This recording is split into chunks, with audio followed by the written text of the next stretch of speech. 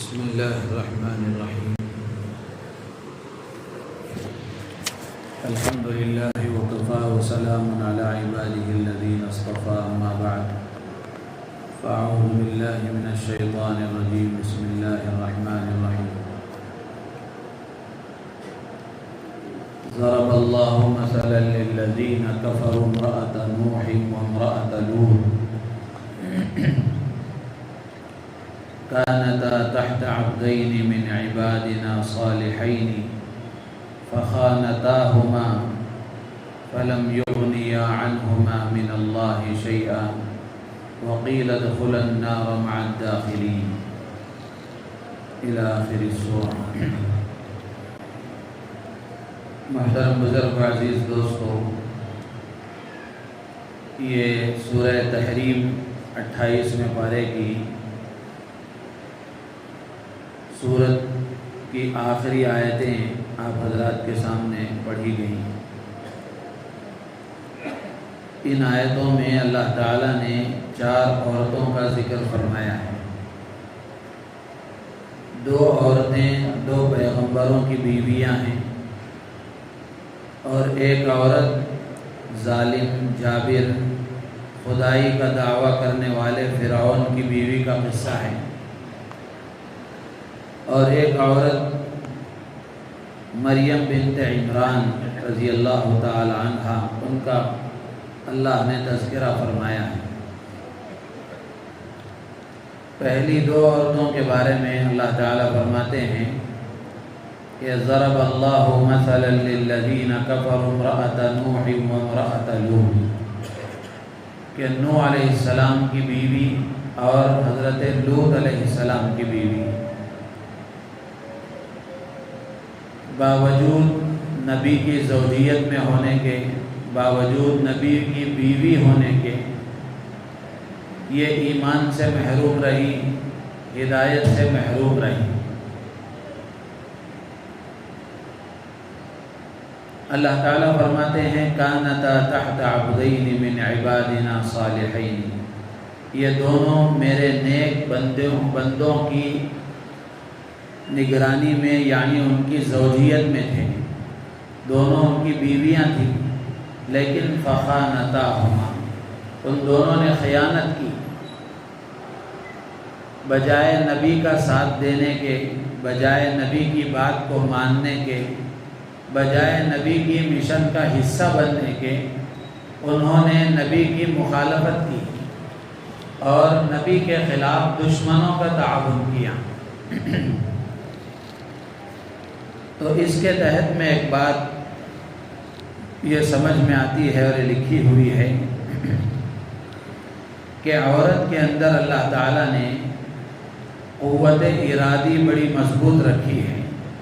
عورت جب کسی چیز کو ٹھان لیتی ہے تو 10 مرد مل کر بھی اس کو ہلا نہیں سکتے. جب تک وہ کر نہیں گزرتی اس وقت تک اس کو چین نہیں آتا. اللہ نے عورت میں یہ طاقت رکھی ہے. دنیا کی جھوٹی محبتوں میں ہم دیکھتے ہیں کہ جب کسی کے ساتھ دل مل جاتا ہے تو اب وہ لڑکی یہ نہیں دیکھتی کہ اس کی وجہ سے کیا ہونے والا ہے، کیا ہو رہا ہے. بس اس نے طے کر لیا ہے اور اس کے دل میں بات آ گئی ہے اور اس نے مضبوط ارادہ کر لیا ہے، تو اب وہ اپنے ارادے پر مضبوطی کے ساتھ جمی ہوئی ہے.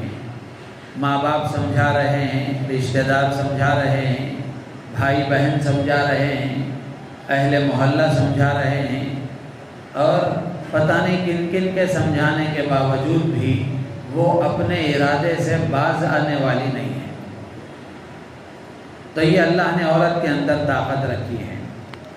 تو جب عورت کسی چیز کو مضبوطی کے ساتھ طے کر لیتی ہے تو مشکل حالات ہی کیوں نہ ہو، ان مشکل حالات میں بھی وہ کام کر گزرتی ہے. جیسے حضرت آسیہ رضی اللہ تعالیٰ عنہ، فرعون کی بیوی، باوجود یہ کہ فرعون خود خدائی کا دعوے دار ہے، خدائے برحق کا تذکرہ کرنا اس کے سامنے بڑا گناہ اور جرم ہے، لیکن اس کے باوجود اللہ نے توفیق دی، عورت نے مضبوطی ارادہ کر لیا، تو خود اس کے گھر اور اس کے محل میں اس کی زوجیت میں رہتے ہوئے اور اتنے مشکل حالات میں بھی حضرت آسیہ رضی اللہ تعالیٰ عنہ نے ایمان کو نہیں چھوڑا۔ اور جب عورت کوئی چیز نہیں چاہتی اور عورت ارادہ نہیں کرتی تو باوجود اسباب مہیا ہونے کے، باوجود حالات سازگار ہونے کے، باوجود سب چیزوں کے ہونے کے بھی عورت پھر وہ کام نہیں کرتی۔ جیسے حضرت لوط علیہ السلام اور حضرت نوح علیہ السلام کی بیویوں کے بارے میں اللہ نے فرمایا کہ ان دونوں نے خیانت کی۔ اس سے اچھی اور کیا بات ہو سکتی تھی کہ ان کے پاس نبی موجود ہیں، نبی کی بیوی ہیں، نبی کے ساتھ زندگی گزر رہی ہے، ہدایت کا سامان موجود ہے، لیکن اس کے باوجود ہدایت سے خالی ہے، اس لیے کہ اللہ کی توفیق شامل حال نہیں ہوئی اور عورت نے مضبوط ارادہ نہیں کیا اور نہیں چاہا، جس کے نتیجے میں یہ ہدایت سے محروم ہو گئی اور خیانت کے راستے پر چلی گئی۔ اسی طریقے سے ایک بات یہ بھی لکھی ہوئی ہے کہ قرآن پاک میں اللہ تعالیٰ نے حضرت نوح علیہ السلام کے ایک بیٹے کا تذکرہ فرمایا جس کا نام تفسیروں میں کنعان لکھا ہوا ہے۔ وہ سیلاب میں بہہ گیا، طوفان نوح میں بہہ گیا۔ تو نوح علیہ السلام کی اور بھی اولاد تھی اور بھی بچے تھے، لیکن یہ جو کنعان تھا وہ اسی بیوی کا لڑکا تھا جس نے ایمان قبول نہیں کیا تھا۔ تو حضرات مفسرین نے لکھا ہے کہ کنعان کی ہدایت سے محرومی اور تربیت کی کمی میں اس کی ماں کا کردار ہے۔ ماں ایمان سے محروم تھی، ماں ہدایت سے محروم تھی، جس کے نتیجے میں اس کی نسل بھی ہدایت سے محروم ہو گئی، وہ کنعان بھی ہدایت سے محروم ہو گیا۔ تو اس سے معلوم ہوتا ہے کہ عورت کا کردار، عورت کی دیانتداری، عورت کی امانت داری اور عورت کی دینداری کا کتنا اثر اس کی اولاد پر پڑتا ہے۔ اسی لیے حضرت عمر بن عبدالعزیز رحمۃ اللہ علیہ فرمایا کرتے تھے کہ ماں ایک مدرسہ ہے، ایک درسگاہ ہے۔ جس نے ماں کی تربیت کر لی اس نے گویا ایک پوری نسل کو تیار کر لیا۔ تو جن کو اللہ تبارک و تعالیٰ نے بیٹیاں عطا فرمائی ہیں، یہ آج کی بچیاں ہیں، کل کی مائیں ہیں۔ تو ماں باپ کی بڑی ذمہ داری بنتی ہے کہ اگر انہوں نے ان بچیوں کی صحیح تربیت کر لی تو یہ تربیت ایک نسل کی تربیت ہے۔ اس لیے کہ عورت، نیک عورت، دیندار عورت، با حیا، با اخلاق، با کردار عورت، یہ صرف گھر کی ایک زینت ہی نہیں ہوتی بلکہ آنے والی نسلوں کی معمار ہوتی ہے، ان کی پرورش کرنے والی، ان کی تربیت کرنے والی ہوتی ہے۔ دنیا میں جتنی بھی انقلابی شخصیات گزری ہیں جن سے اللہ نے انقلابی کام لیا ہے، ایک اہم کام لیا ہے، ان شخصیتوں کی زندگیوں کو اگر ہم پڑھیں گے تو ان کی زندگیوں کے اندر اور ان کی تربیت میں ان کی ماؤں کا بڑا کردار ہے۔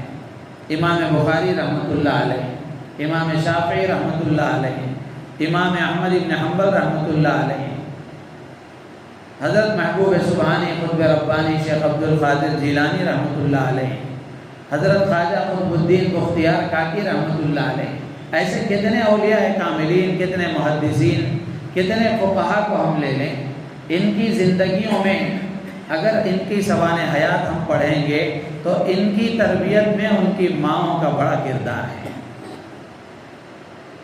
تو اس لیے اس سے ایک اہم پیغام ہمیں یہ ملتا ہے کہ اللہ تبارک و تعالیٰ نے اگر ماں بنایا ہے تو ماں ہونے کے ناطے بڑی ذمہ داری بنتی ہے کہ وہ اپنے آپ کو دین کے سانچے میں ڈھالے، اپنے جذبات میں دین لائے، اپنی زندگی میں دین کو عملی جامہ پہنائے اور پھر اپنی نسل کو دیندار بنانے کی فکر کریں۔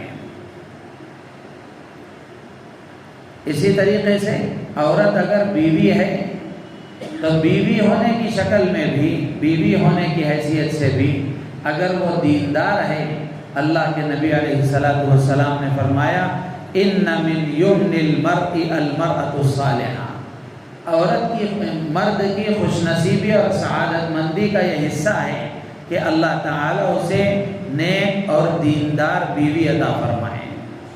کسی کو دیندار بیوی مل جائے، با اخلاق بیوی مل جائے، با حیا با کردار بیوی مل جائے تو یہ اس مرد کے لیے بڑی سعادت کی بات ہوتی ہے۔ حضرت علی رضی اللہ تعالیٰ عنہ فرمایا کرتے تھے کہ فاطمہ میری بہترین بیوی ہے، میری بہترین زندگی کی ساتھی ہے، اس لیے کہ وہ میرے ساتھ میرے دین میں بھی میری دنیا میں بھی مددگار ہے، دین میں بھی مددگار ہے، دنیا میں بھی مددگار ہے۔ حضرت علی رضی اللہ تعالیٰ عنہ ہی کا ملفوظ ہے، فرماتے ہیں کہ بہترین بیوی وہ ہے جو اپنے شوہر کے دین میں مددگار بنے۔